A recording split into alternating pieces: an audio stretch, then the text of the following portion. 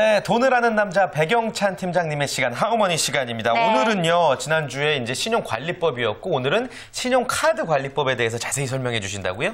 네. 예. 지난주에는 이제 신용 관리를 이제 말씀을 드렸고, 네. 이제 구체적으로 이제 강론으로 좀 들어가서 신용카드 관리법에 대해서 올바른 사용법을 말씀드릴까 합니다. 중요해요, 중요해요. 네. 제가 네. 예, 그러니까 최근에 많은 분들이 다 그렇겠지만 카드는 기본적으로 뭐 서너 장씩 네. 예, 갖고 계시지 않습니까? 맞아요. 그런 그렇죠. 시대가 됐는데요.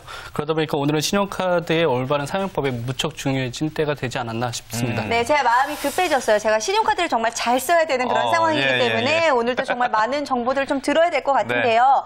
사실 요즘 이 세제 개편 등으로요, 이 신용카드보다는 현금 영수증이나 이 체크카드 사용하시는 분들이 더 많이 늘어나고 있는 걸로 알고 있는데, 자, 그럼에도 불구하고 신용카드 잘 쓸 수 있는 방법이 있는 걸까요? 네, 맞습니다. 일단 신용카드 자체를 이제 무시할 수는 없을 것 같고요. 지금 현재 신용카드 회원수가 8천만 명에 이른다고 합니다. 또 네. 하루 사용 금액이 39조 원이라고 하거든요. 오. 네, 상당히 많은 금액이죠. 그만큼 신용카드는 이미 현대인의 이제 필수품이 되기 때문에 아까 전에 말씀드렸던 것처럼 매우 중요하고 무시할 수 없는 예. 하나의 도구라고 생각하시면 됩니다. 네. 이왕 쓰실 거 신용카드 똑똑하게 쓰시는 전략이 좀 필요하신데 네. 그 첫 번째가 이제 말씀드리고 싶은 것이 이제 한두 개 카드에 집중을 해서 좀 사용하셨으면 좋겠다라는 말씀을 드리고 싶습니다. 네. 지난주에도 한번 말씀을 드렸었지만은 그만큼 이제 보너스라든가 마일리지, 포인트 적립 등이 이제 쌓이기 때문에 이런 부분을 가지고 쇼핑이라든가 주유하신다든가 또 패밀리 레스토랑에서 외식 등을 하실 때 아주 주요하게 이제 사용하실 수가 있는데요. 네. 주거래 카드 설정하시고 포인트를 한 곳에 모셔야 할 필요성이 좀 있을 것 같습니다. 신용카드는 이제 되게 이제 전월 사용 실적에 따라서 포인트 적립률과 할인율이 달라지기 때문에 네. 카드를 여러 개로 분산하는 것보다는 하나로 모으는 것이 매우 중요합니다. 그렇군요. 결국에 이제 한두 개의 카드로 좀 몰아주기를 하라라는 결론이신 거죠? 네, 결론은 그렇습니다. 예, 그렇군요. 네. 뭐 한두 개로 줄여준다면 좀 도움이 많이 되는 건가요? 그렇죠. 일단 신용카드는 신용카드의 포인트나 마일리지 자체가 이제 돈이라고 생각하시면 되는데요. 네. 한 해 동안 버려지는 이 마일리지 포인트가 1,000억 정도가 된다고 합니다. 나 좀만 주지. 네. 그렇죠. 저도 쌓여있는 게 있는데 사용하지 못하고 있거든요. 네. 예. 따라서 포인트를 잘만 이제 모아두신다면 이제 다양한 가맹점에서 현금처럼 사용할 수가 있게 되는데요. 예, 소득세라든가 부가가치세 같은 이런 공과금, 그다음에 전기요금 같은 세금도 납부할 수 있기 때문에 각 카드사 홈페이지를 방문하셔서 갖고 계신 사용하실 수 있는 포인트가 얼마 되는지 좀 확인하시는 게 좋으실 것 같습니다. 네, 맞아요. 요즘 같은 경우에는 이 신용카드에서 포인트들 쓸 수 있는 가맹점들 너무너무 많잖아요. 예, 예. 저는 뭐 머리를 할 때도 있고 또 화장품 살 때도 있고 필요한 거 쓸 때가 있는데 포인트만 잘 활용해도 정말 돈이 될 것 같습니다. 맞습니다. 자, 그런데요. 예. 처음에 말씀을 해주실 때 무이자 할부를 잘 이용해라라는 이야기도 전해주셨는데 이건 어떻게 이용하면 되는 건가요? 예, 그것은 이제 각 카드사마다 이제 무이자 할부 서비스가 있고요. 그다음에 네. 이제 결제 주기를 좀 달리해서 지출의 어떤 분산을 좀 도모하실 필요가 있는데요. 네. 예를 들어 하루만 늦게 구입하시게 되면 결제일이 한 달이 늦어지는 효과도 있는 점이 있거든요. 그래서 네. 자기 결제일을 꼭 확인하실 필요가 있으실 것 같고요.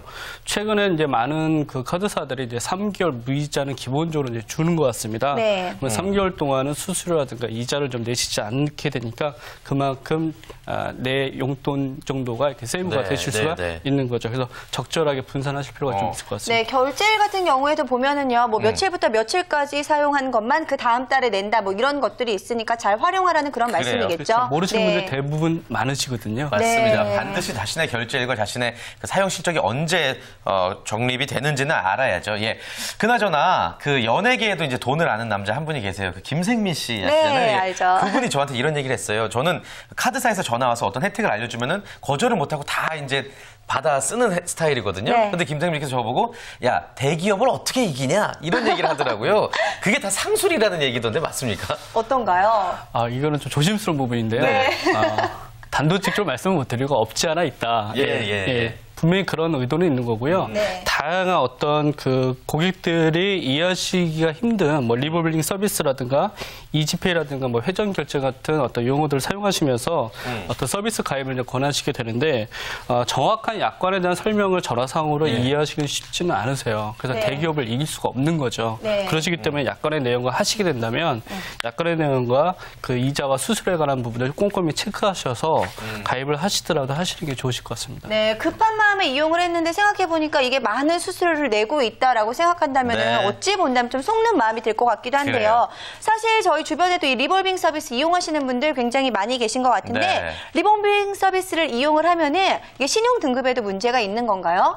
그 리볼빙 서비스를 대부분 다 아시는지는 모르겠는데 리볼빙 서비스를 사용하신 것 자체가 신용 등급에 문제가 있는 것은 아니고요. 네. 근데 필연적으로 거의 리볼빙 서비스를 사용하시는 분들이 영향을 받으시게 됩니다. 네. 왜냐하면 그 리볼빙 서비스 자체가 일단은 결제할 금액을 그 다음 달로 2월을 시키시는 거거든요. 그래서 그 통장 리볼빙 서비스 이용하시는 고객들이 이제 통장에 잔고가 없을 때 카드의 어떤 연체를 피하시기 위해서 2월 시키시다 보니까 그런 것이 리볼빙 서비스의 특징인 하나 이제 그 결제 금액이 이제 최소가 되세요. 그래서 이제 뭐 예를 들어서 100만 원 결제하실 거를 뭐 5만 원 정도만 결제하고 나머지를 다 뒤로 넘기니까 당연히 다음 달에는 그게 누적돼서 적체가 돼서 부담을 작용하시게 되는 거죠. 그렇죠. 그렇다 보니까 계속 쌓이는 거 또 갚아 나가려고 하니까 힘드시게 되는 거죠. 쌓이면 힘들게 돼 있습니다. 그렇죠. 당장의 신용 등급에는 문제가 없다고 하더라도 이렇게 장기적으로 가게 된다면은 또 연체가 피할 수 없는 그런 악마의 계략이 있는 것 같아요. 카드사에서는 이거 좀 수수료를 받는 거죠, 대신에?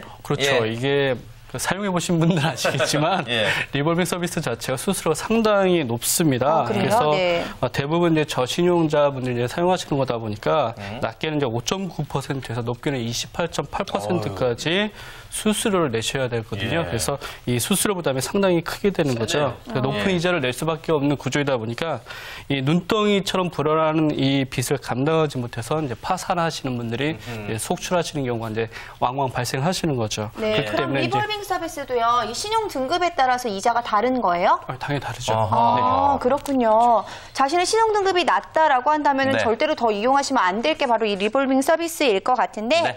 사실 신용카드를 사용하면은요 예전에는 이 소득공제 빼놓을 수가 없는 부분인 것 같은데 요즘은 이 세법이 조정이 되면서 많이 변했다고 하죠. 네, 맞습니다. 최근에도 뭐 세법 개정안이 이제 발표가 됐었는데 네. 이제 신용카드 분야에 대해서도 개정을 했기 때문에 꼭 확인이 좀 필요하십니다.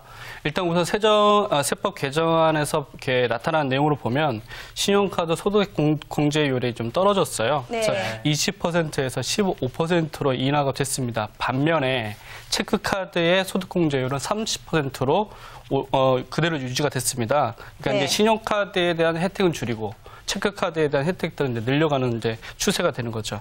게다가 이제 현금 영수증 소득 공제율을 20%에서 30%로 늘렸기 때문에 네. 신용카드 사용을 줄이고 이제 가능하면 체크카드나 현금 영수증을 사용하시는 것을 이제 유도하는 그래서 그런 쪽으로 이용하시는 게 좀 좋지 않을까라는 생각이 들고요.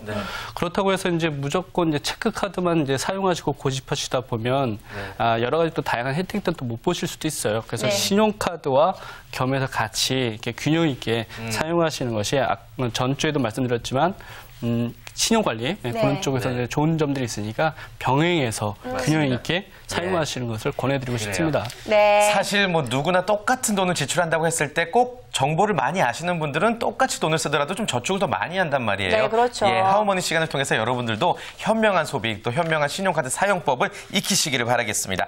자, 오늘도 유용한 재테크 정보 하우머니 시간을 통해서 알아봤습니다. 다음 주 이 시간도 여러분들 알찬 정보 기대해 주시기 바랍니다.